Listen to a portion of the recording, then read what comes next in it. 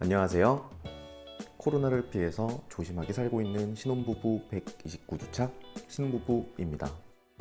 오늘 아침 출근길에 재밌는 짤방 유튜브 영상을 편집해 놓은 글을 봤는데 그 글을 보고 잠깐 생각에 빠졌던 경험을 했습니다. 그 경험으로 제가 느낀 바를 여러분들께 들려드리고 싶어서 이렇게 따로 영상으로 만들게 되었습니다. 일단 제가 본 글은 공부 잘하는 것도 유전이냐에 대한 이야기였어요. 그 글에서는 의사로 보이는 분들이 나와서 이런저런 얘기들을 하십니다. 공부에서는 머리가 80%, 노력이 20%다. 공부 잘하는 사람들은 부모님께 감사해야 한다. 공부 잘하는 것도 얼굴 잘생긴 거나 체격이 좋은 것처럼 타고나는 거다. 다 똑같은 내용으로 봐야 한다. 누구에겐 10시간을 공부하는 게 정말 쉽고 편할 수 있지만 또 다른 누구에게는 지옥보다도 힘든 일일 수 있다. 결국 그분들께서 하신 말씀은 공부도 결국 타고나야 잘할 수 있다는 결론이었습니다. 제 생각은 어땠을까요? 저는 저분들 말씀에 상당수 공감을 했습니다. 실제로 제가 수험생일 때도 저런 생각을 많이 했었거든요. 제가 고시반에서 3년간 공부를 할 때 많은 주변 친구들, 형, 누나, 동생들을 봐왔습니다.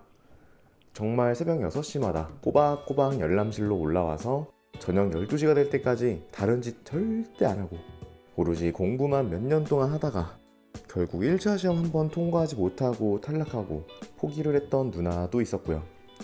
하루 공부 시간은 대충 8, 10시간 정도 유지하고 주말엔 꼬박꼬박 여자친구 만나던 가을 종합반 출신 동생이 초시에 2유에 뜨고 그 다음 해에 가볍게 털고 나가는 경우도 봤습니다.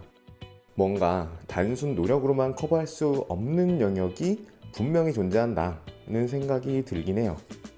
그리고 회계사 시험 과목 중에서 그런 영역이 보다 넓게 적용되는 과목들도 존재한다고 생각합니다. 여러분들 혹시 미시경제학이랑 재무관리 공부해 보셨나요? 여기서 아니오라고 자랑스럽게 대답하면 안 되겠죠?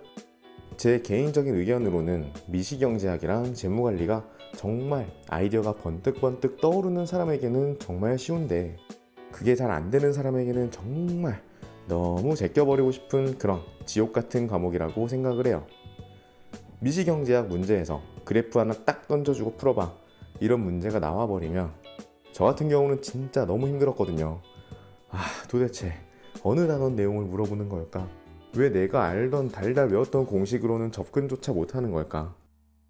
그 반면에 똑같은 문제를 게임 이론으로도 풀어내거나 한계효용 이론으로도 풀어내는 등 정말 기발하게 착착 문제를 풀어내는 사람들도 존재하는 걸 보면 확실히 공부머리라는 게 있지 않나 라는 생각이 들곤 했습니다. 생각보다 깊은 고민을 하지 않고 제가 수험생의 카테고리를 3가지로 한번 분류해 볼게요. 동의 못하는 분들도 있을 수 있는데 한번 들어봐 보세요. 첫 번째 유형, 스마터라고 합시다. 이 스마터 분들은 아까 제가 본 글에서 언급된 것처럼 똑똑한 공부 유전자를 물려받은 사람입니다. 이 스마터들은 공부하는 원리를 기본적으로 깨우치고 있고 또 암기력도 좋아서 잘 안 까먹기도 하고 문제 풀 때 순발력마저 좋습니다. 그냥 공부가 천석에 맞는 사람들인 거죠. 두 번째 유형, 고통러입니다. 고통러들은 일단 공부 자체가 몸에 안 맞아요. 공부를 해야 하는 상황인 건 알겠는데 장시간 의자에 엉덩이 붙이고 있는 거 자체가 너무 힘들고 강의 들을 땐 또 왜 이렇게 잠이 몰려오는 건지 내가 공부해야 하는 이유는 너무나도 잘 알겠지만 몸이 잘 안 따라주고 안 받쳐줘서 너무너무 고통스러운 그런 유형입니다.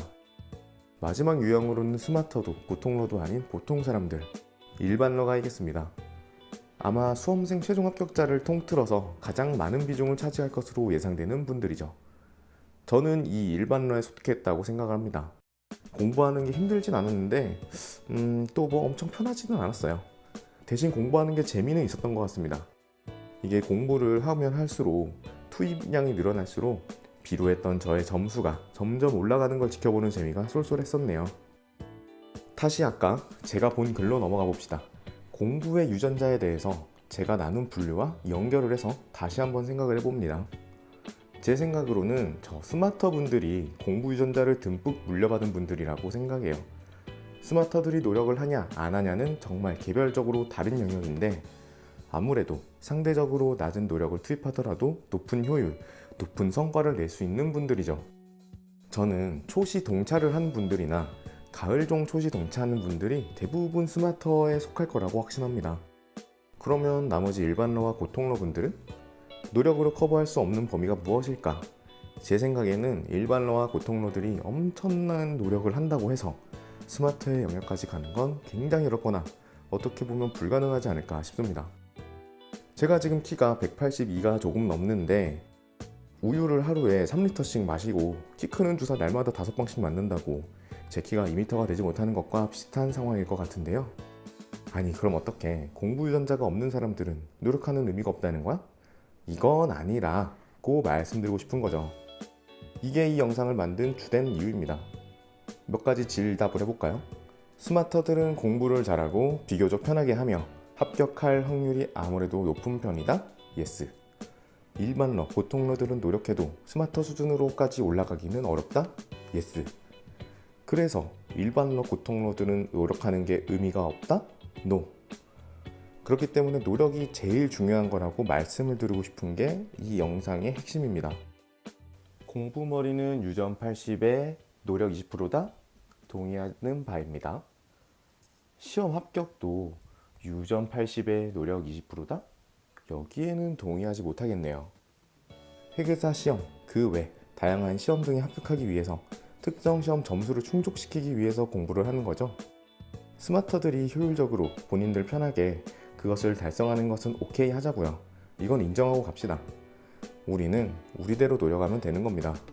어차피 스마터들은 전체 비중에서 굉장히 낮은 비중을 차지할 것이기 때문에 최종 합격자 자리에 분명 스마터들 자리보다 남는 자리가 훨씬 많을 수밖에 없어요.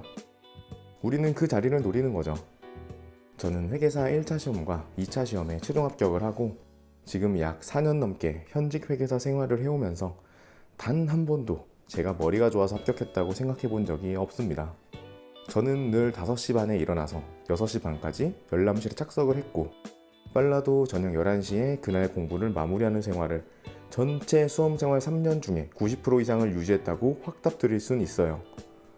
여러분들, 우리 비록 스스로 생각하기에 공부머리 스마터는 아니라고 하더라도 노력의 스마터는 얼마든지 본인의 역량에 따라 될 수 있다는 것, 그것을 잊지 않았으면 좋겠습니다. 질문, 수험 상담, 콘텐츠 제안 등은 댓글로 남겨주세요. 구독과 좋아요, 알림 설정은 신혼부부에게 아침에 일어나서 코로나 확진자 수를 봤는데 한 자릿수밖에 안 됐을 때의 심정과도 같습니다. 고맙습니다.